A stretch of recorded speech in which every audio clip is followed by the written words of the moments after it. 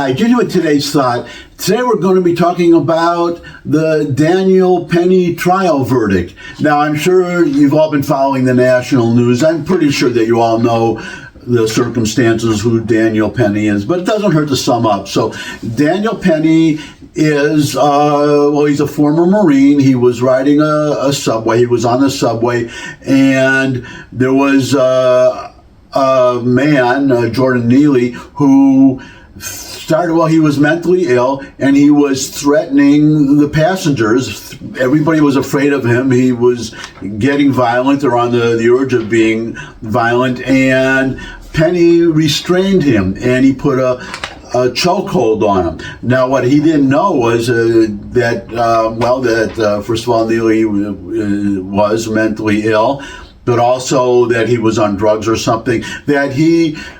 What happened, Neely died, but from this chokehold, but it was a kind of chokehold that it's a restraining, not intended to kill, it's a restraining move. But the point is, he did die, and Penny was arrested and charged with manslaughter and also negligent homicide or something like that.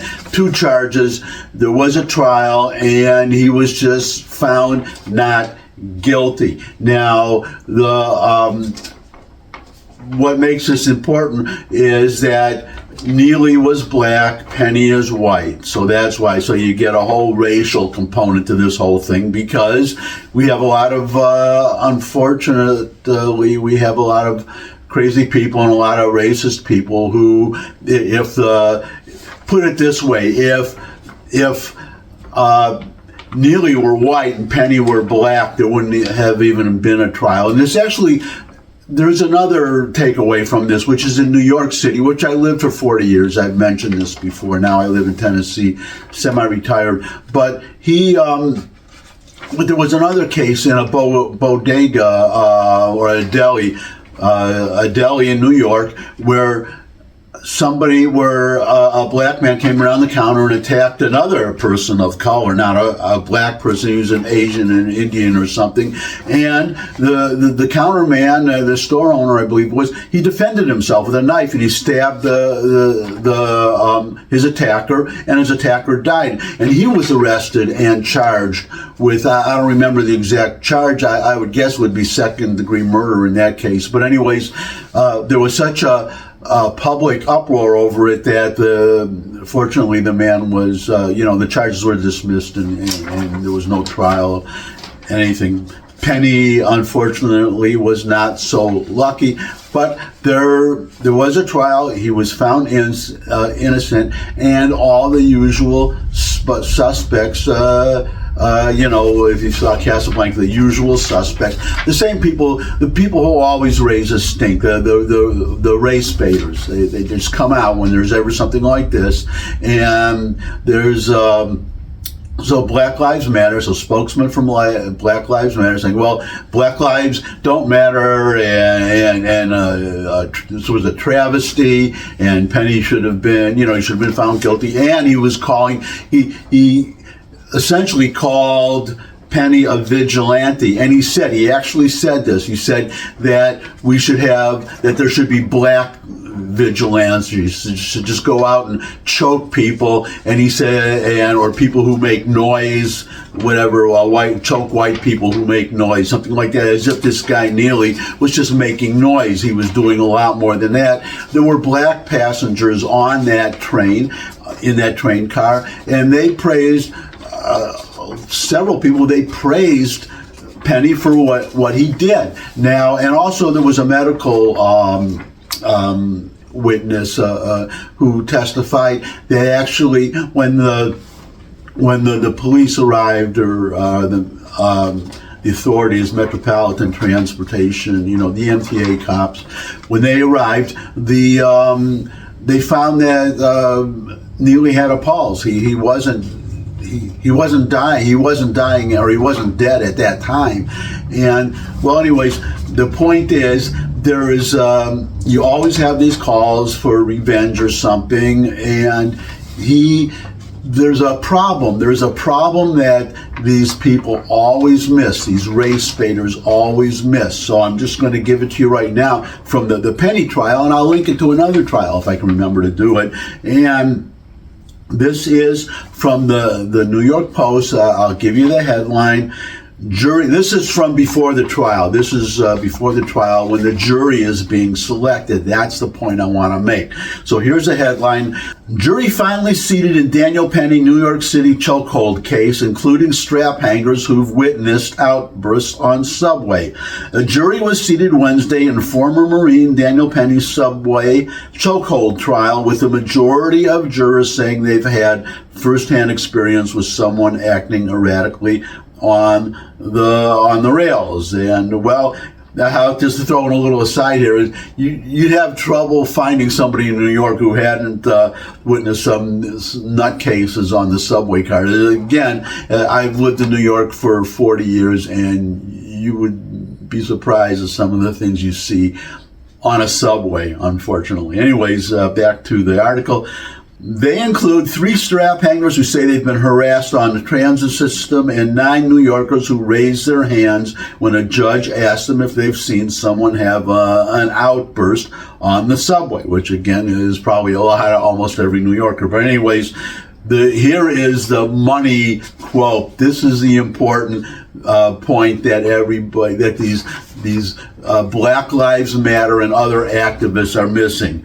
At least 4 people of color are on the jury, or as we say now, we're on the jury now that the verdict has been delivered. And that they don't mention, they always characterize this as white supremacy and oppression of black people, but no attorney is going to be dumb enough in a case like this to not make sure that there are some black members of the jury, people of color on the jury. That is just common sense. They, without even looking it up, these activists should know that. And this reminded me of another trial. Remember George Zimmerman, Trayvon Martin bashing his head against the concrete. And Zimmerman had a gun, and he shot the guy in self-defense. He wasn't trying to kill them, by the way. He was, if you go, I'm not going to dig it up, but if you do some searching on YouTube, you will find a video of Zimmerman when he's told that the guy he shot, that Trayvon Martin, died. He was in shock. You could see the shocked look on his face and the exclamation, finding out that the guy was dead. But same thing in that case, there were black jurors, there were black people on the juror, and you have to remember these jury verdicts, they're unanimous. So black people looked at the facts in both of these cases, and they found the defendant not guilty. Now, there's one other thing about both of these cases that they have in common that I want to, I'll end on this, but these are important. This is an important point too, because in both cases, you had cases that were in Penny's case, he was restraining somebody. He wasn't. It wasn't self-defense. You would not call it self-defense. You could in a way, but he was restraining somebody who was threatening people with physical violence. Okay, Zimmerman's case, it was a clear case of self-defense, but in both cases, you had the police did not want to bring charges. The case was so clear cut that neither Zimmerman nor Penny had done anything wrong, anything illegal. They did not even want to charge them. So how did these trials happen? In both cases, these overzealous prosecutors, both of whom were black. I think was Mosley was her name, and if that's who I'm thinking of, she was put on trial herself later and convicted of corruption, I believe. I could be wrong on that. You could look it up. But the point is that these were 2 cases where the prosecutors overrode the, in the case of Zimmerman, overrode not only the police, but the grand jury. A grand jury also looked at the Zimmerman case and did not want to hand up an indictment. Now, I don't know.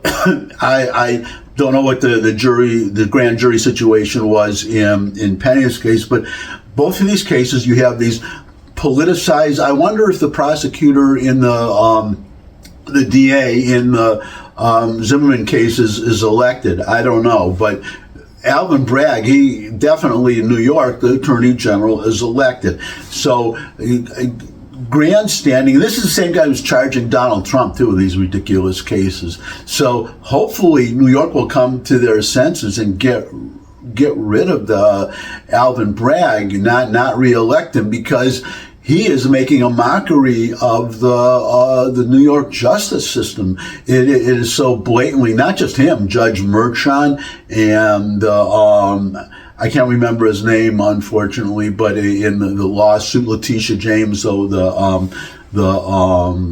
local DA or whatever, who sued because there was no criminal, there was nothing wrong, period, but you could not credibly charge Trump with any criminal conduct, so she's suing him and got a verdict in his against him that will be reversed on appeal, I'm sure, because he did nothing wrong there about supposedly overvaluing his Mar-a-Lago to get a loan. Don't get me on that. I could talk an hour on that if I wanted to, probably, because I'm a real estate broker. If you don't know, licensed real estate broker, licenses in New York, and I still work with the people there. Anyways, so the main point, again, the Penny trial and this Zimmerman trial, these people complaining they never talk about the fact, because I don't even think they know or care. Well, they must know. I mean, they can't be that dumb that there were black jurors in these cases. Whenever you're going to have anything where it's a white defendant and a black plaintiff or a black victim, no attorney, no defense attorney is going to be dumb enough not to agree to black people on the jury, people of color on the jury, and the prosecutor, I would have to assume, would make darn sure to make sure that there are black people on the jury. If you're a racist, as these people could be, Alvin Bragg and the Trayvon Mark Mosley, they could be racist too. Who knows? But I'm not going to make that accusation, but they could be hoping that they'd be more likely to get a conviction if they have black jurors. So that's my thought for today. Thanks for stopping by. Your thoughts, as always, are welcome in the comment section below the video. Share this video with anyone you think would benefit from it. But most of all, did I say subscribe? You could subscribe. That would really be great. And most of all, come back and see me again. I'd love to see all of you again. And until I do see all of you again, bye.